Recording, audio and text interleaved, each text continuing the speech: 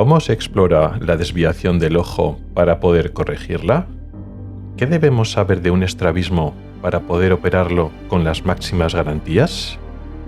Hoy te lo cuento. Ocularis, el podcast de salud visual con el oftalmólogo Rubén Pascual.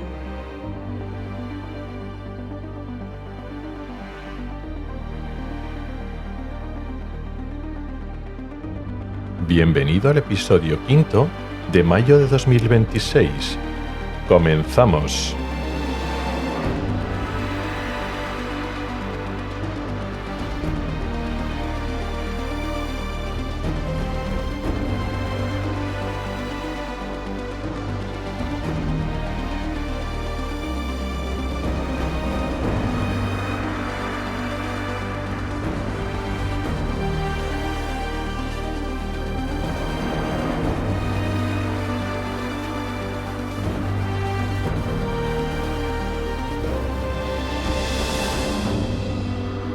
Hola y bienvenido al podcast de Ocularis sobre salud visual y oftalmología.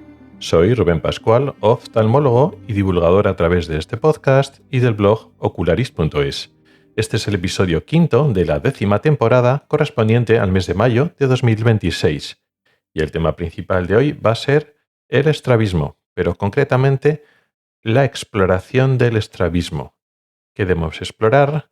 ¿Qué información obtenemos en cada una de estas pruebas que hacemos, exploración básica sobre todo, y en qué repercute, para qué necesitamos esa información? Pero antes, en la sección de noticias e investigación, vamos a volver a hablar de la miopía.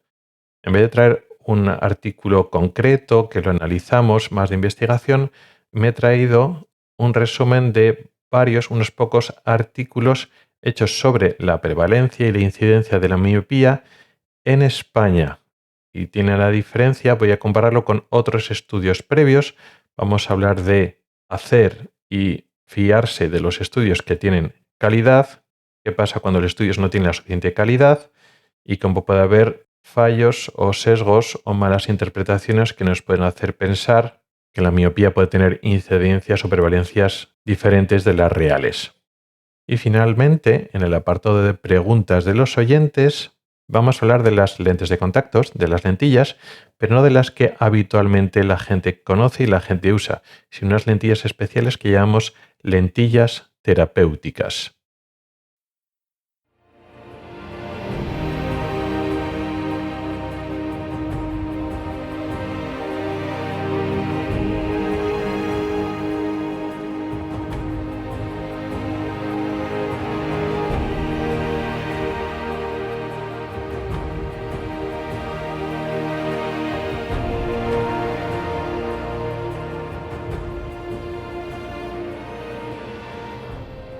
En los últimos años hemos podido ver o hemos podido encontrar estudios que hablan sobre la incidencia de miopía en España y que algunos de estos estudios nos dicen que está aumentando un poco en relación o en consonancia con otros estudios en otras partes del mundo, un poco dando la razón a esa sensación de que hay una epidemia global mundial de la miopía. Sin embargo, me he molestado en mirar otros estudios también hechos en España, pero más robustos. ¿Qué es lo que me he fijado? ¿Qué criterios de inclusión me he planteado para separar estudios que quiero hacer caso frente a estudios a los que no quiero confiar mucho? Pues hay dos datos fundamentales. Hay muchos más que pueden medir la calidad de los estudios, pero comparando en estos casos incidencia o prevalencia de miopía en España, ¿qué dos criterios me sirven para separar de los que quiero hacer más caso? Primero, medir la refracción con cicloplegia. No estamos midiendo como en miopías niños mayores o adolescentes, que es un poco la edad donde aparece o va creciendo la miopía, no como se puede hacer, sobre todo más en adolescentes que no pasan por el oftalmólogo y le hacen la refracción, le hacen la graduación de las gafas, le calculan la miopía y lo que necesita en gafas en la óptica directamente sin cicloplegia. La cicloplegia ya lo hemos descrito muchas veces en este podcast. Consiste en el utilizar una serie de gotas farmacológicas, un colirio en los ojos durante la exploración de estos jóvenes que paraliza el músculo ciliar. Al paralizar ese músculo ciliar, este músculo no puede aumentar la potencia del ojo de forma funcional o dinámica. Si podemos definir la miopía como una condición anatómica de mayor curvatura corneal o mayor longitud del ojo, la mayor longitud axial del ojo, hace que el sistema óptico del ojo es demasiado potente para proyectar la imagen exactamente en la retina. Esas lentes, la córnea y el cristalino, son demasiado potentes, porque la córnea es muy curva, hay una desproporción entre estos dos parámetros, por lo que si aumentamos la potencia de las lentes de forma dinámica, es decir, si el músculo ciliar está trabajando de más, está contraído cuando se tiene que relajar, cuando miramos a lo lejos, se crea una situación de falsa miopía.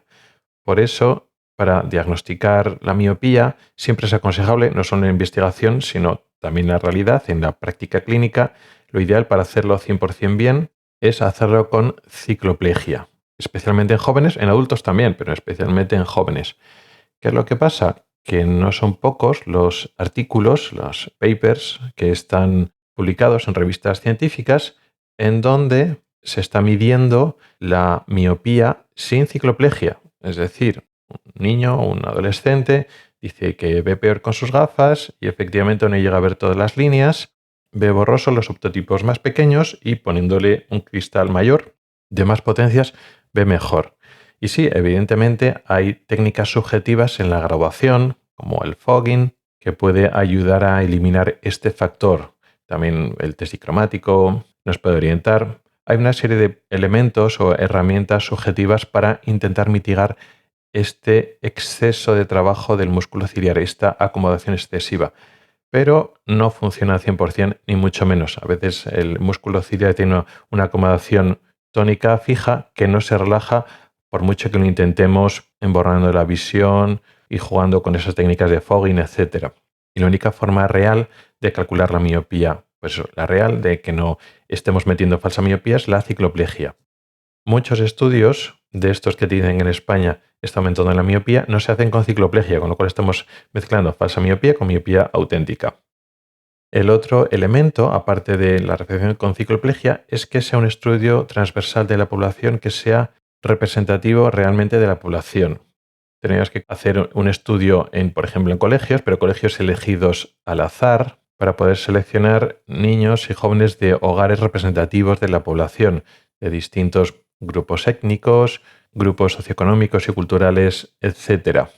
Si por el contrario no haces eso, que claro, eso es más difícil, coger una muestra poblacional que sea representativa es mucho más difícil. Eso hace que el estudio sea más complejo, porque si estás midiendo los casos de niños que van a revisión normal a la óptica, pues algunos no necesitarán gafas, los padres lo han llevado para revisión visual y otros sí que tendrán gafas, pero los que van a la óptica no son representativos de la población general. Por ejemplo, sabemos que la tasa de miopes en estudiantes universitarios es mayor. Podemos suponer que los padres que han hecho estudios universitarios, por diferentes causas, están más encima en el tema de hacer revisiones a sus hijos, con lo cual los llevan más a revisiones visuales. Con lo cual estás llevando a los niños a revisión cuya genética les va a llevar hacia la miopía. Entonces estás teniendo una sensación o una impresión falsa de que hay más miopía en la población real, porque los niños con menos predisposición genética a padecer miopía los llevas menos a la óptica. Por lo tanto, los que van a la óptica tienen más probabilidad de padecer miopía por esta selección, por este sesgo, por no coger un grupo representativo.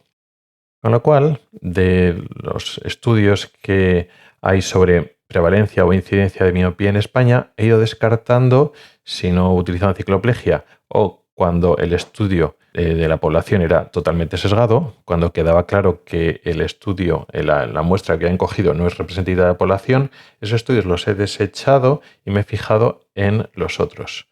Y los que están realmente bien diseñados ofrecen cifras muy inferiores a las estimaciones internacionales, por una parte, y por otra parte, las estimaciones de los otros estudios mal diseñados, que son los que salen en las noticias. Por ejemplo, por hacer unas cifras aproximadas, he encontrado que en segundo de primaria la incidencia de miopía es 6,5%, en sexto de primaria, sin embargo, ha subido, pero no mucho más del 16-18%. Y como digo, estas cifras son muy inferiores a los estudios que he comentado de baja calidad que se hacen en España. Con lo cual, a priori, la predicción que han hecho algunos autores de que si el 2050 tendríamos una prevalencia del 50%, parece que al momento no se está cumpliendo o la tendencia no va por ahí. Todavía nos quedan unos cuantos años para llegar a mitad de siglo, pero no parece que vayamos por ese camino, por lo menos en España. También estos estudios, algunos de estos estudios, también nos están hablando, nos están midiendo factores de riesgo. Y lo mismo, cuando nos fijamos estudios de gran calidad, realmente confirmamos lo que ya sabemos, la genética importa muchísimo y también encontramos que el tiempo al aire libre protege, ya no solo en otros estudios, en otras etnias, en otros países, sino que en España, efectivamente, el tiempo al aire libre protege a los jóvenes. Tampoco es una cosa exageradísima, pero sí, de forma consistente es lo que más evidencia científica tiene. Y el tiempo en las pantallas, la cantidad de tiempo que está el adolescente o el niño en las pantallas, no lo encuentran como un factor de riesgo independiente. O sea, no hay una asociación independiente del tiempo en las pantallas, a pesar de lo que digan otros estudios de peor calidad. ¿Qué es lo que pasa? Que es difícil separar, salvo que lo diseñes el estudio, si lo diseñes muy bien, el tiempo de las pantallas con el tiempo al aire libre, porque al final las horas que tiene el niño libres, fuera de ir a clase o fuera de dormir y comer, su tiempo libre es un juego de suma cero. Si está con pantallas, no está al aire libre, con lo cual están muy asociados a ambos factores. Pero si conseguimos separarlo, si garantizas el mismo tiempo de exposición al aire libre, de estar expuesto a luz solar, para esa misma cantidad de tiempo fuera, el tiempo que estás dentro de casa, dentro de un edificio, que estés con pantallas o no estés con pantallas, no, de momento no está demostrando una asociación clara. Conclusión de todo esto. Primero, pues no tenemos que dejar llevar por las campañas del miedo, eso es muy importante. Hay mucho conflicto de intereses, hay muchos actores para meter miedo, de dejarnos llevar por esta paranoia, por hacernos creer que España sufre esa epidemia de miopía que sí que parece que hay en Asia, que eso parece más claro.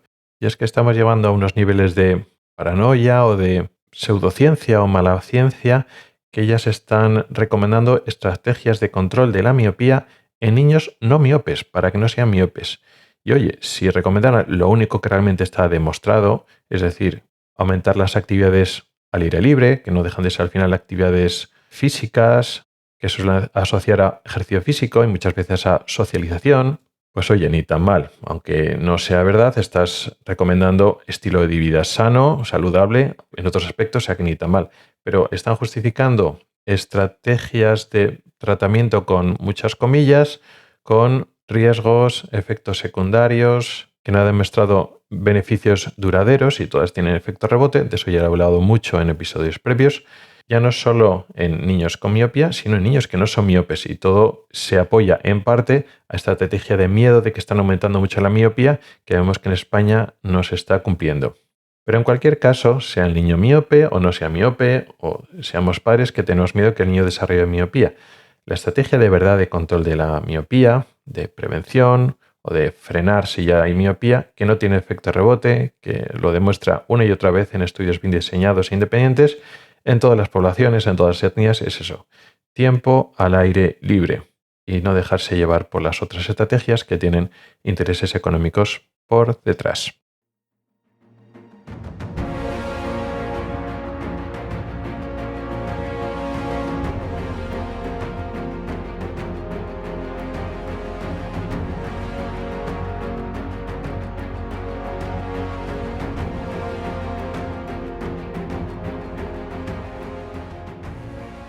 En el tema principal de hoy vamos a hablar del estrabismo.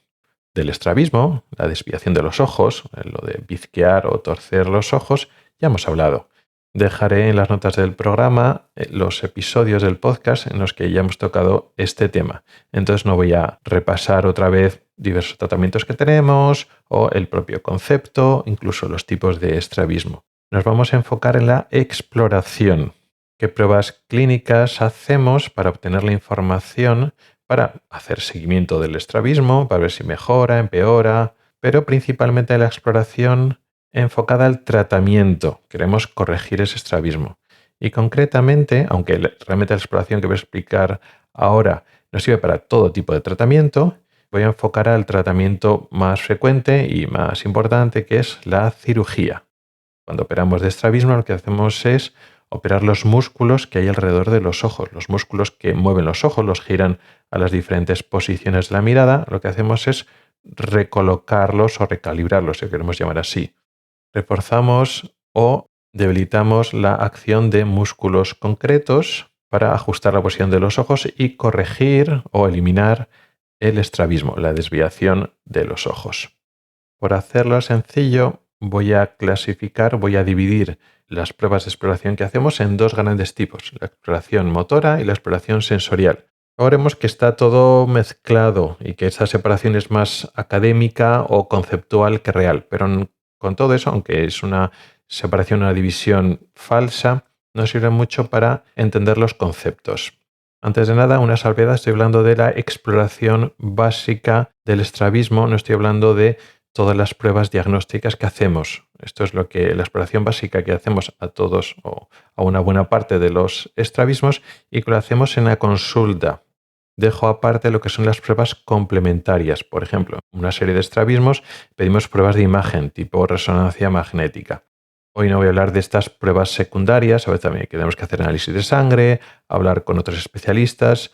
Voy a olvidar todo eso y me voy a quedarme solo con la exploración básica del estrabismo. Empezamos entonces con la exploración motora. La exploración motora es la posición y los movimientos de los ojos, el estado físico de los ojos. Si hemos definido el estrabismo como una desviación ocular, en la cual un ojo no está fijando y mirando de frente el objeto que queremos mirar, lógicamente tenemos que tener información de cómo es esa desviación. Concretamente, si ese ojo está desviado para adentro, para afuera, para arriba, para abajo, alguna combinación de esa posición de desviación y cuánta desviación es. Es decir, si torce 5 o 10 grados o 15 grados, lógicamente esa información es la base para que nosotros podamos solucionar, vamos a operar un estrabismo.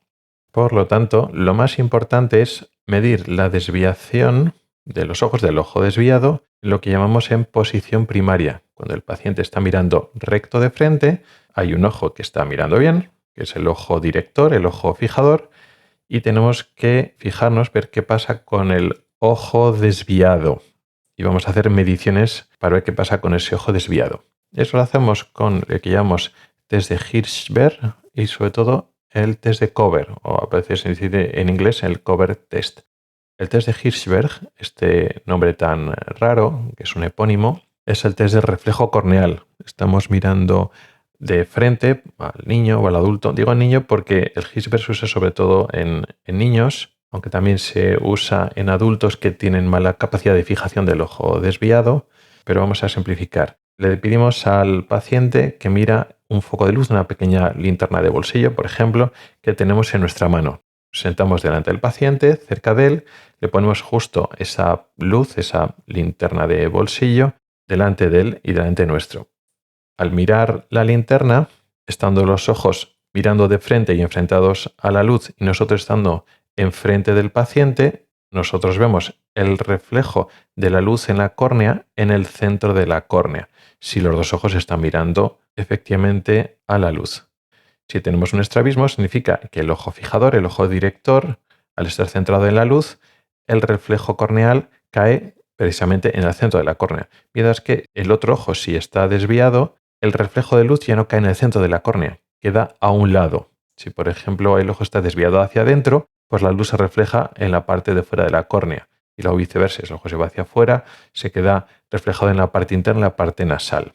Y además, cómo de desviado está ese reflejo con respecto al centro corneal, nos permite hacer una estimación de cuántos grados. No es una estimación totalmente precisa, pero a veces en niños pequeños que no podemos hacer el otro test, que ahora lo voy a explicar, pues utilizamos el Hirschberg para hacer una estimación más o menos aproximada.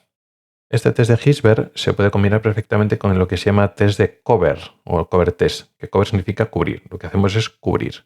Tapamos en este caso el ojo director y entonces el ojo que estaba desviado se centra. Como hemos tapado el ojo que estaba mirando y le instamos al paciente a seguir mirando ese objeto. Ya no lo puede ver con el ojo fijador, con su ojo bueno, vamos a decirlo así, y entonces el ojo se centra. Y ese movimiento nos sirve para saber que había una desviación previa. Esto es útil en especial en estrabismos pequeños o cuando el paciente parece que tiene un estrabismo pero no estamos seguros, lo que llamamos falsos estrabismos. Puede parecer que un ojo está desviado y entonces tapamos el ojo que pensamos que está recto. Si el ojo que creíamos que estaba desviado no se mueve, pero no estamos seguros que el paciente nos está fijando, pues no había un estrabismo. Y así separamos lo que llamamos falsos estrabismos. Cuando estuvimos hablando en el otro episodio del ángulo kappa, pues es esto. Este sería un tipo de falso estrabismo. Y otro falso estrabismo que llamamos epicanthus, que simula que los ojos están torcidos hacia adentro, pero cuando hacemos el cover test tapamos un ojo, tapamos el otro ojo y no hay movimiento, con lo cual parece que los ojos están torcidos, pero no lo están. Con lo cual el cover test primero nos sirve para encontrar falsos estrabismos, pero también lo contrario. Cuando parece que no tuerce, pero sí que tuerce. Cuando hay estrabismos de muy pequeña desviación, un ángulo muy pequeño, lo que llamamos microestrabismos, los ojos parecen rectos. Incluso con el test de Hirschberg, cuando veíamos la luz que se refleja en la córnea, parece que ambos reflejos están centrados. Y sin embargo, tapamos un ojo y el otro hace un pequeño movimiento de corrección, con lo cual ese ojo parecía centrado, pero no, porque al tapar el otro ha tenido que centrarse para seguir mirando, con lo cual detectamos tanto falsos estrabismos como microestrabismos. Para eso sirve el cover test. Tapamos un ojo, tapamos el otro ojo y vemos que hay movimientos. ¿Qué hacemos?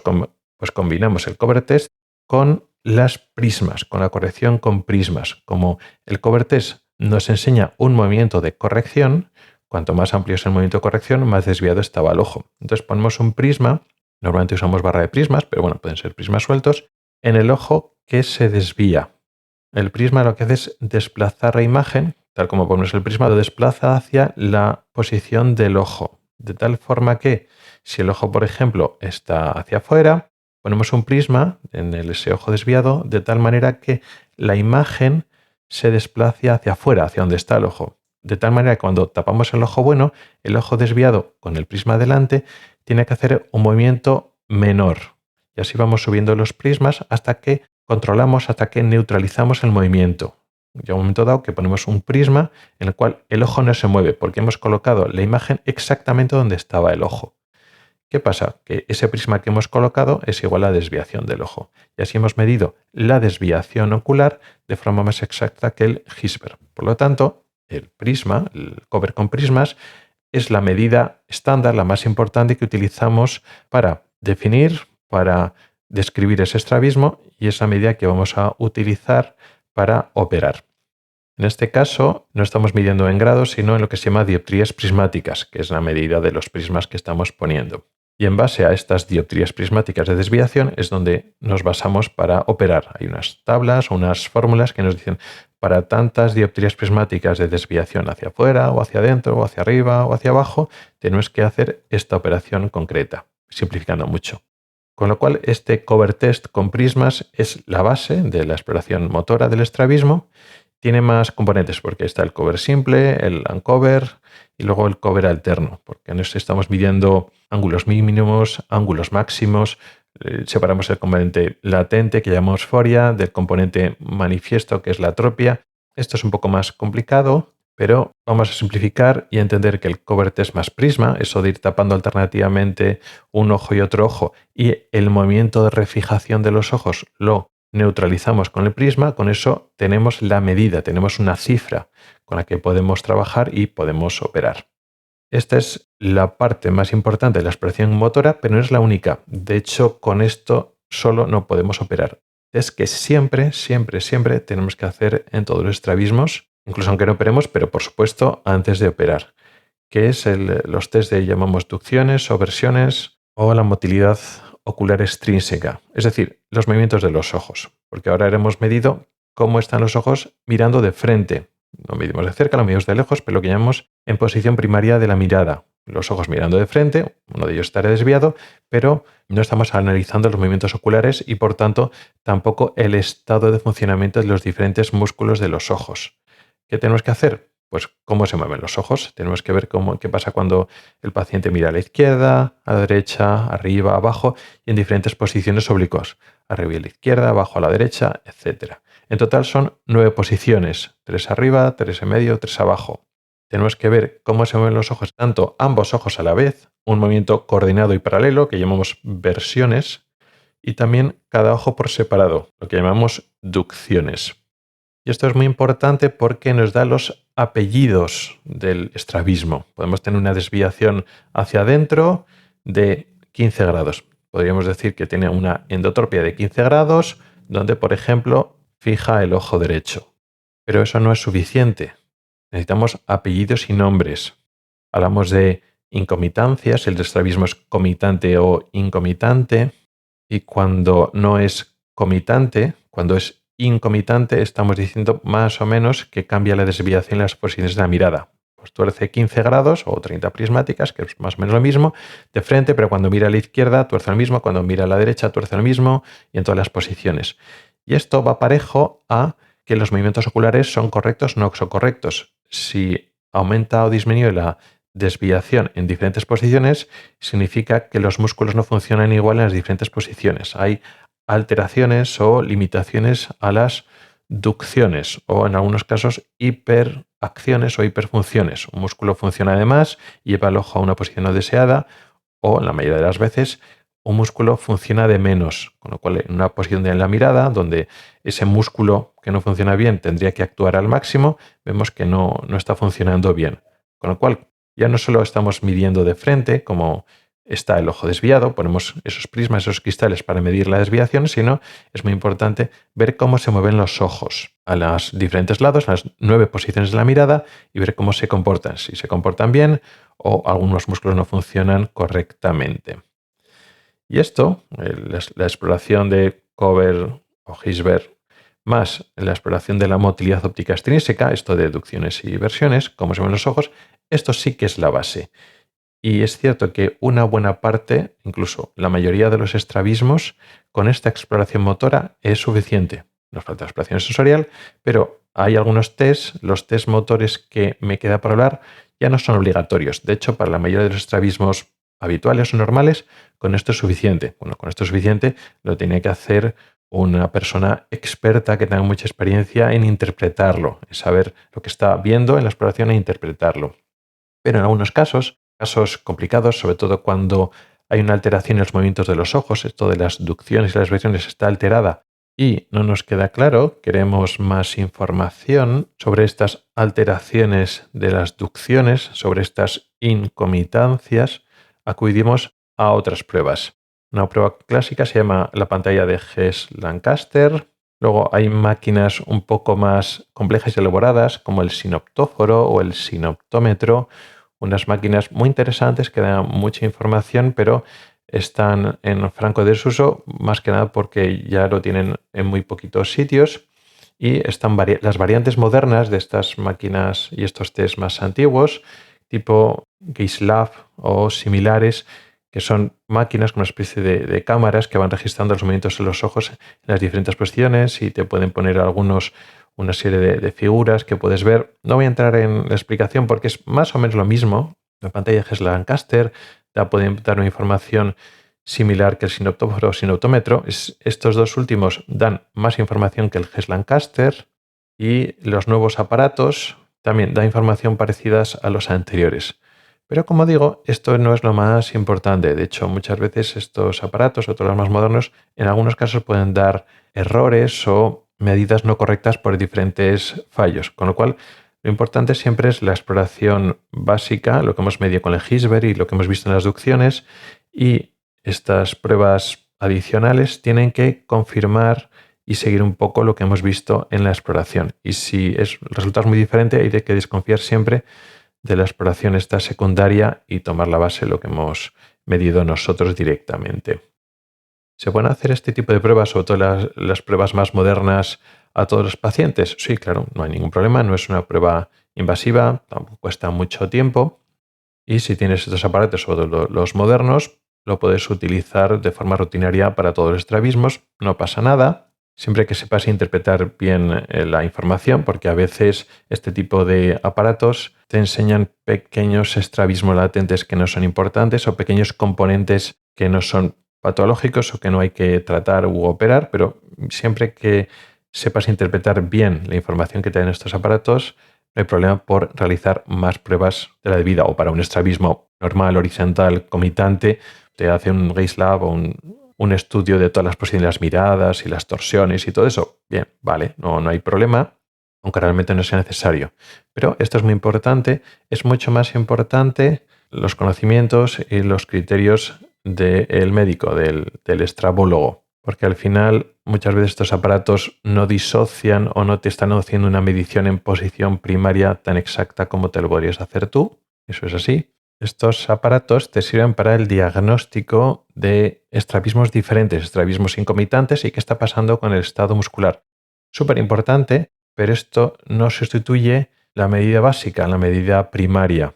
Con lo cual, si tienes a un médico, a un oftalmólogo, a un cirujano inexperto en explorar o ajustar sus medidas de exploración, lo que es sobre todo el cover test con prismas con su técnica quirúrgica, esta relativa inexperiencia no se sustituye utilizando más pruebas o aparatos más caros. En otros ámbitos de la oftalmología puede ser así, que la tecnología pueda sustituir el criterio o la maestría clínica, pero en el caso del estrabismo no. Así que no debemos deslumbrarnos por las innovaciones tecnológicas que tienen su papel, pero no sustituyen lo que de momento es más importante. Dejando ya aparte la exploración motora, tenemos la exploración sensorial. No solo cómo funcionan los músculos y cómo se posicionan los ojos, la desviación ocular como tal, sino qué es lo que está pasando aquí a nivel cerebral, las imágenes y cómo se gestionan. Esto del estado sensorial del estrabismo da para mucho, es un tema muy amplio y aquí no voy a explicar todo, voy a enumerar las exploraciones sensoriales más importantes y dejo el tema abierto si más adelante nos queremos meter en este tema que es denso, es apasionante pero es denso, que es el estado sensorial del estrabismo, pues ya lo hablaremos más adelante. Muy importante y a veces ignorado, la exploración sensorial empieza con la agudeza visual. Tenemos que saber cómo ve cada ojo, la visión central. No estoy hablando de campos visuales ni otras cosas, sino medir con objetivos lo de toda la vida. Y a veces se ignora. A veces, pues viene para operarse, ignoramos que tenemos que medir la visión de cada ojo, tenemos que ver cómo ve el ojo director, el ojo desviado. Y es muy importante que tenemos que obtener la máxima agudeza visual posible, en general, por supuesto, pero cara a una exploración. No puede ser que el paciente venga sin corregir, me he olvidado las gafas. Y entonces la agudeza visual no es la máxima y estamos haciendo mediciones, estamos explorando con el Hirschberg, con el Cover, estamos tomando mediciones del estrabismo cuando no tenemos la máxima visión posible. Eso está mal. Relacionado con esto, la refracción. Tenemos que medir si el paciente necesita o no necesita gafas y si lleva gafas o lentillas, si va bien corregido. Por lo mismo, si no está bien corregido, está viendo borroso porque no está bien graduado, tenemos que cambiar la graduación, poner las gafas correctas y luego volver a explorar. Y no nos sirve la exploración que hemos medido, la desviación de los ojos que hemos medido cuando la visión es máxima. Esto es súper importante y se olvida muchas veces. Vamos a lo que vamos y nos olvidemos que lo básico siempre es la agudeza visual y la refracción. Pero hay otra cosa más importante. La refracción tiene mucho que ver con la acomodación. Vamos a suponer que tenemos una persona que es hipermétrope. Los hipermétropes, sobre todo jóvenes por debajo de los 40 años, muy habitualmente no llevan corregida toda su graduación. Eso es casi la norma, lo cual no es que esté mal. Pero si tenemos una persona hipermétrope y tuerce el ojo hacia adentro, tiene una endotropia, un estrabismo convergente, parte de esa desviación hacia adentro puede venir, y probablemente venga de hecho, del componente acomodativo. Eso quiere decir que una persona hipermétrope y con desviación convergente, si le ponemos las gafas con toda la graduación, va a torcer menos. Y eso es muy importante, no es una anécdota, porque lo que tenemos que operar es solo el componente no acomodativo. Es decir, si con las gafas que utiliza cuando él viene a la consulta, que tienes una corrección parcial, tuerce 45 dioptrías prismáticas, pero como hay hipermetropía sin corregir, le dilatamos, le cambiamos las gafas, le damos unos meses, un tiempo para que se adapte a las nuevas gafas y con las gafas, con toda la hipermetropía corregida, en vez de 45 tuerce 25. Pues tenemos que operar 25 y no 45, porque si operamos esos 45, el resultado muy probablemente sea malo. Se producirá lo que se llama una desviación consecutiva más tarde. Claro, eso no lo sabemos si no dilatamos, si no abrimos la refracción y no cambiamos las gafas. Si estamos midiendo y tiene 45 y no nos enteramos de que hay una hipermetropía latente, no nos enteramos de nada. Pero es que puede pasar que el paciente venga sin gafas, ¿no? Yo veo bien, nunca he necesitado gafas, y que cuando miremos la refracción sin dilatar no pueda aparecer. Y también puede pasar lo mismo con las desviaciones hacia afuera. Afecta mucho la acomodación, lo que pasa es que en el sentido contrario. La acomodación puede compensar parte de desviación hacia afuera, con lo cual si operamos sin controlar ese componente, no estamos operando todo el estrabismo. Operamos una parte y después de la cirugía, puede ser años después, el ojo tenderá a desviarse otra vez, con lo cual no. Nosotros queremos operar la desviación completa.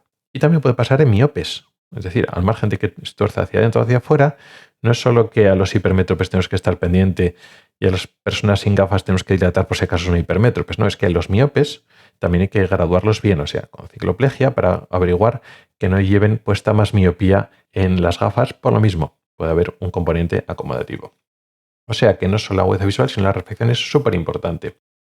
Más cosas. Bueno, pues muy relacionado, habitualmente relacionado con la desviación ocular, es la medida de la estereopsis o visión tridimensional. Y hay varios test con lo que medimos esto.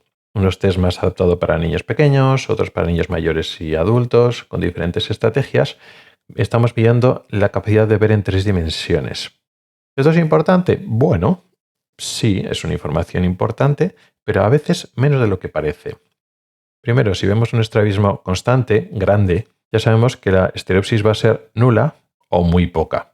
Entonces tampoco nos da mucha información eso. Bueno, pues vamos a hacer un test y efectivamente si el suelo está mirando con un ojo y el otro está desviado, si tenemos un estrabismo constante de ángulo grande, pues la estereopsis ya sabemos que no es buena. No es buena en ese momento. Eso no quiere decir que si lo operamos luego va a tener buena estereopsis. En los estrabismos intermitentes, eso sería un poco su uso mayor. A veces el ojo está recto, a veces el ojo está torcido. Pero me atrevería a decir que este concepto se usa más mal que bien. ¿Por qué? Porque a veces, y esto se usa más en la exotropía intermitente, en la desviación hacia afuera, pero que es intermitente, a veces tuerce, a veces no, en niños o en personas jóvenes que previamente tenía una buena estereopsis, es decir, el ojo se desvía cuando mira de lejos, pero de cerca normalmente está bien controlado y como los ojos están sin estrabismo, están alineados de cerca, cuando le hacemos el test de estereopsis, que suele ser de cerca, tiene buenas medidas. Y con el paso del tiempo, el niño crece, el estrabismo se empieza a descontrolar y de cerca ya el ojo no está tan recto. A veces se comienza a torcer y vemos que la estereopsis empieza a bajar. Cuando hacemos los test, obtiene peores puntuaciones que en meses previos, en revisiones previas. Y a veces eso se considera un signo de alarma. Ahí va, hay que operarle cuanto antes porque está perdiendo estereopsis antes de que la pierda del todo. Bueno, esto es una falacia y esto es una idea muy extendida pero totalmente errónea. Que en un momento dado, cuando estás dando las pruebas al niño o al adolescente y te da peor resultado de visión tridimensional, peor resultado de estereopsis, significa que en ese momento, porque el ojo está peor alineado, el control de la alineación ocular es peor ahora que hace unos meses, significa que te está dando unas cifras peores. Pero eso no quiere decir que se esté perdiendo el potencial o la capacidad cerebral para ver en 3 dimensiones cuando los ojos estén alineados. Con lo cual no estamos perdiendo nada, ni estamos perdiendo circuitos cerebrales o neurológicos si no operamos cuanto antes. Esto es una de las grandes mentiras. De hecho, es muy habitual en pacientes o en personas que tienen estrabismos que operamos de adultos que llevan mucho tiempo con estrabismos súper descompensados y años, décadas después de que el ojo estaba totalmente desviado y que hace muchos años que no ve en 3 dimensiones, le operamos y la visión tridimensional, la estereopsis, vuelve. ¿Por qué? Porque nunca se ha perdido. Con lo cual, la estereopsis, sea buena o mala, no es un criterio para operar. No es lo que nos tendría que impulsar para decir si operamos o no operamos. ¿Eso quiere decir que no se debe hacer? No, es información. Es interesante medir la estereopsis antes, por ejemplo, para ver cómo se gana estereopsis después. Después de la cirugía, podemos ver, pues mira, ha ganado visión tridimensional y lo comparas antes y después. Bueno, eso es útil saberlo. Nos hace una idea de cómo ha mejorado el sistema. Y también nos puede dar información indirecta de cómo está el control de la desviación ocular, sobre todo en estrabismos pequeños o estrabismos intermitentes. Pero ya digo, la información que nos da no es tan importante como mucha gente se piensa y sobre todo cara a decidir si operar o no o a qué técnica quirúrgica utilizar, no es tan importante, pero a pesar de todo se utiliza. ¿Hay más test que tienen que ver con la binocularidad? Sí, porque la estereosis es el mayor grado de binocularidad, de colaboración entre un ojo y el otro, pero lo podemos medir de otras maneras. Por ejemplo, el test de Worth, que posiblemente a muchos les suena, aunque no de palabra, cuando en la óptica o en el oftalmólogo te hacen ver en el proyector o en la pantalla, aparecen dos círculos blancos y una cruz roja y un círculo rojo. Son 4 figuras de colores, pero te ponen unas gafas con un color rojo en un ojo y un color verde en el otro ojo, de tal forma que con cada ojo estás viendo cosas diferentes. Con eso estamos midiendo la binocularidad o la estereosis, pero binocularidad siempre somos capaces de ver simultáneamente con los dos ojos, o por lo contrario, no. Y solo estamos viendo utilizando un solo ojo, lo que llamamos supresión. Incluso también nos puede dar una idea de la dominancia. Es un test muy fácil de hacer, que puede dar información. ¿Se necesita utilizar siempre? No. Si no te lo han hecho, ¿significa que lo han hecho mal? No. Porque la binocularidad, la supresión y la dominancia, ese tipo de cosas, se ve directamente con el Hirschberg, con el Kober, con las pruebas básicas. Pero bueno, se puede hacer y está bien. Y luego hay muchísimas pruebas que tienen que ver con el aspecto sensorial. Los libros tradicionales de estrabismo tienen muchísimas y no se usan todas ni mucho menos. Pero bueno, por mencionar lo que se llama el test de Bagolini, que también te sirve para medir la supresión, pero no solo si sí o no hay supresión como el test de Worth, sino que puede valorar el escotoma de supresión. Si el ojo desviado está suprimiendo, está borrando solo la zona central del campo visual, pero no la zona periférica. También, igual más importante que el Bagolini, es el test de Maddox o la varilla de Maddox, que tiene varios usos, sobre todo para medir lo que se llama las torsiones de los ojos, pero también como para ayudar al cover cuando queremos hacer el cover test y queremos disociar mucho, se puede utilizar. Estos test son sencillos porque no son máquinas ni aparatos, simplemente son unos cristales especiales en la montura de prueba. Lo mismo que cuando grabamos con montura de prueba tenemos pues, las lentes con la graduación, con la miopía, el astigmatismo, etcétera. Tenemos estos cristales, el Bagolini, que puede ir aparte, pero puede ir ahí, el cristal de Maddox, y son pruebas fáciles de hacer que si las entiendes pues te dan información adicional. Puede ser interesante, pero no es lo básico. Mucho más importante que todo esto, que si Bagolini, que si Maddox, que si Worth, la agudeza visual y las refracciones son lo fundamental. Entonces, como conclusión, y resumiendo ya un poco el tema de la exploración en el estrabismo, vemos que, aunque hemos separado entre motor y sensorial, está todo mezclado, porque en el cover test estamos midiendo también qué es la alternancia, qué es la dominancia. Si, por ejemplo, estamos midiendo la amplitud de fusión, que eso lo medimos hasta qué punto toleramos una desviación artificial que ponemos con los prismas y cómo el ojo es capaz de compensar esa desviación y juntar las imágenes. ¿Es un test motor? Sí, porque estamos haciendo con el cover test y estamos midiendo la posición motora de los ojos, pero también esa amplitud de fusión como tal está hablando del estado sensorial. Si existe una supresión grande, no puedes tener mucha amplitud de fusión y viceversa. O sea que motor y sensorial está todo mezclado. Está bien separarlo conceptualmente al principio, luego estamos haciendo pruebas que estamos midiendo ambos componentes. Y a la hora de decidir qué pruebas hacer, hay que tener en cuenta lo que he dicho antes, que más no siempre es mejor. Hay que tener en cuenta que las pruebas tienen una variabilidad y una subjetividad, y a veces es difícil de interpretar. Por ejemplo, si queremos medir la desviación con prisma, no solo en posición primaria, sino en las 9 posiciones de la mirada. ¿Se puede hacer? Sí. ¿De información? Sí. ¿Pero puede llevar equívocos? También. Porque cuando medimos con prismas, la posición y la colocación de los prismas y de los ojos con respecto al prisma produce errores de medición. Esos errores son mínimos o son fácilmente detectables o mitigables cuando todo está de frente, cuando el ojo está centrado y estamos viendo justo de frente en posición primaria. En cuanto empezamos a mirar a los lados, en las posiciones oblicuas, todo eso se desmonta, con lo cual puede parecer diferencias en las desviaciones, puede parecer que a la izquierda o a la derecha cambien las desviaciones y este test empeñarse en medir en todas las posiciones de la mirada, pueden aparecer diferencias entre unas medidas y otras, lo que llamaríamos incomitancias, que no son reales, que son falsas. Entonces hay que entenderlo, que este test tiene mucha más variabilidad y que pueden dar medidas que nos pueden confundir. Por eso no está mal si el médico sabe qué es lo que está pasando y sabe de qué se fía. Entonces es mucho más importante una exploración de los movimientos de los ojos directamente, lo que hemos llamado antes inducciones y versiones, eso bien interpretado y bien hecho es más importante que medidas que pueden dar error. Y deriva un poco de esto, nos tenemos que concentrar en las pruebas que nos dan más información, más fiable y concretamente las que necesitamos. Si ya hemos decidido que hay que operar, pues para decir exactamente la técnica quirúrgica necesitamos concentrarnos exactamente en la información que necesitamos y esas pocas pruebas hacerlas muy bien. Entrenarnos, refinar nuestras técnicas exploratorias y hacerlas muy bien. Y claro, las pruebas que dan información que no cambien nuestra actitud terapéutica, ¿para qué vamos a hacerlas? Se pueden hacer, por ejemplo, para documentarlo, para ver si hay cambios antes y después de la cirugía, todo eso está bien, pero tenemos que valorar si tenemos un tiempo limitado y vamos a hacer deprisa y corriendo o no vamos a prestar bien atención a las pruebas realmente importantes por querer hacer muchas pruebas, pues igual tenemos que priorizar. Eso hay que tenerlo siempre presente. En definitiva, pocas pruebas, pero muy bien hechas.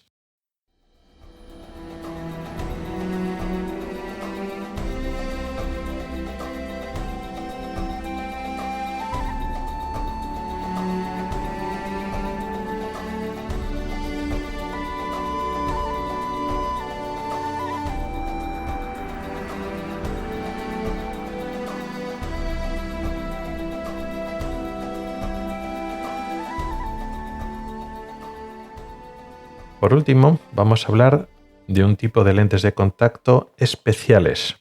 Habitualmente las lentillas las utilizamos para corregir defectos refractivos. Los defectos de graduación que conocemos, la miopía, la hipermetropía, el astigmatismo, podemos corregirlos con gafas o bien utilizar lentes de contacto. Pero lo mismo que existen gafas para otros usos, también existen lentillas para otros usos. Por ejemplo, tenemos gafas de protección en entornos laborales o industriales. Pues esas gafas no tienen graduación, pero lo que hacen es proteger el ojo pues, de traumatismos, de objetos que puedan llegar o entrar en el ojo. Con las lentillas pasa lo mismo. No son lentillas laborales de protección en ese sentido, pero las lentillas terapéuticas no tienen graduación y protegen físicamente al ojo en otros contextos. Lo utilizamos no en medios laborales, como decía, sino en el ámbito médico oftalmológico, cuando queremos un medio físico que cubra o proteja la córnea. Actuaría, salvando mucho las distancias, como si fuera una venda. Vamos a suponer que tenemos un defecto epitelial, como una herida, nos falta un fragmento, un trozo del epitelio de la córnea. El epitelio es la capa superficial de la córnea y eso duele mucho. Un método para mitigar el dolor podría ser tapar el ojo con un parche o ocluirlo, que eso tiene ventajas pero también ciertas desventajas, o podemos optar por utilizar una lentilla terapéutica, una lente de contacto terapéutica. También se puede utilizar en una enfermedad que se llama erosión corneal recidivante, que es esa situación en la que se producen de forma espontánea heridas, defectos epiteliales, donde el epitelio se desprende o se ve arrancado sin ningún traumatismo o golpe. Y es precisamente que el mismo párpado superior, que se queda más o menos adherido, hace como si fuera un efecto ventosa cuando hay menos lágrima o hay menos lubricación. Eso ocurre sobre todo por las noches. Y cuando abrimos los ojos, el párpado arranca una zona de epitelio que por lo que sea no está bien curado, no se asienta, no se adhiere bien a la base. Para evitar que cada día con mucha frecuencia el párpado arranca el epitelio y no le da tiempo a cicatrizar, a asentarse bien, podemos una lentilla terapéutica, de tal forma que cuando el paciente se levanta, cuando hay poca lágrima, al abrir el ojo, el párpado se desliza por la lentilla terapéutica y no arranca y no tira de ese epitelio y damos tiempo a que se cure y se regenere bien. Y en general, sin que sea la típica úlcera de efecto epitelial, cuando hay problemas o lesiones superficiales en la córnea y queremos protegerla del párpado, del aire, de la desecación, de diferentes elementos que la puedan dañar o impedir que se cure, se cicatrice bien.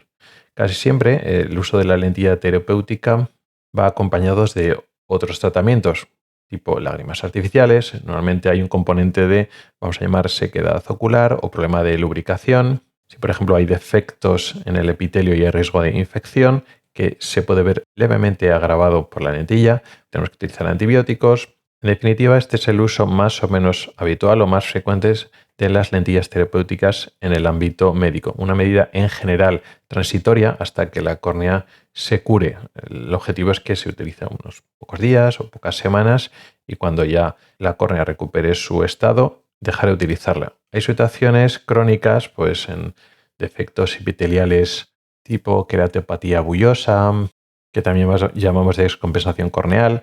Esa situación en la que precisamente estuvimos hablando con la doctora Rodríguez el otro día, una situación crónica en la cual el estroma de la córnea está acumulando agua constantemente y eso puede producir bullas, vesículas, como ampollas que se están rompiendo.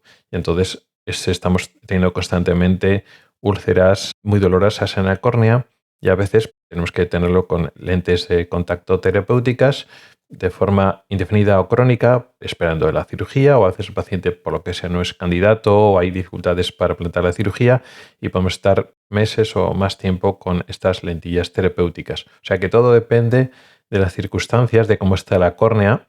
Mientras la superficie corneal no pueda estar íntegra, en ciertas circunstancias esto es la indicación de estas lentillas terapéuticas para proteger, para intentar curar, para evitar el dolor, etcétera. Aunque este es el significado habitual de lo que es la lentilla o lente de contacto terapéutica, también existen otros usos. Utilizamos una definición amplia de lente terapéutica como la lente de contacto que no es refractiva, que no sirve para corregir defectos de graduación de forma directa como efecto de lente, no tienen lentes de miopía o hipermetropía, sino tienen otros usos, aparte del uso como venda o protección mecánica de la superficie corneal, también hay otros usos. Hay algunas que tienen apoyo escleral, no sé por qué se llama así apoyo escleral si no se apoyan en la esclera, se apoyan realmente en la conjuntiva, pero son lentes de contacto más grandes, más amplias y tienen una curvatura y una arquitectura, un diseño que lo que hace es acumular más lágrima entre la lentilla y la córnea, por ejemplo.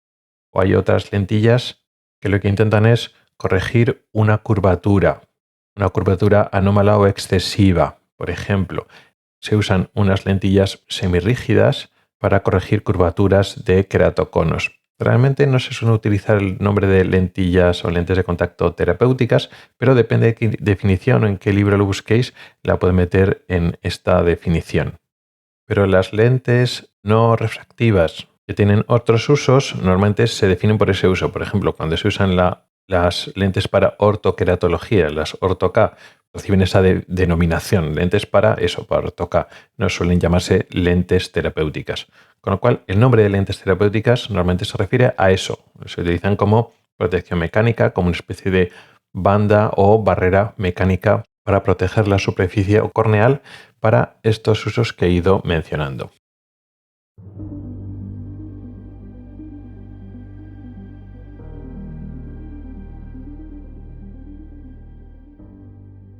Y con esto llegamos al final del podcast de hoy. Un podcast donde hemos hablado de un tema que siempre es complejo de explicar, pero a la vez apasionante, que es el estrabismo. Hoy hemos repasado un poco por encima la exploración básica de un estrabismo. De tal manera que si alguna vez te toca a ti que te van a explorar un estrabismo o se lo están haciendo a un familiar y así estás viendo lo que hace el médico, lo que hace el oftalmólogo, eso de mirarte con una linterna, eso de taparte un ojo, taparte otro ojo, ponerte un cristal extraño en uno de los dos ojos, hacerte desplazar la mirada y mirar las 9 posiciones, mirar para los diferentes lados, todo este tipo de cosas, así ya sabes un poco de qué va.